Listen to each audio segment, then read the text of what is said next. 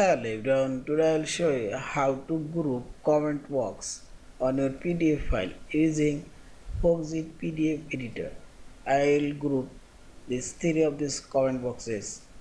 Select this selection option and select annotation. Now click on this comment box and select first one and press Ctrl key and hold it and select another one and select third one. Now click right button for one mouse cursor. Here you will find this group option. Simply select group and say this. Our three text boxes now group. You can move this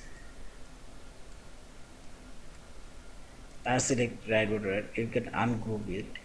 Yeah, this is. Finally select this file option, save or save as in PDF file. Thank you for watching. Please subscribe, like, share and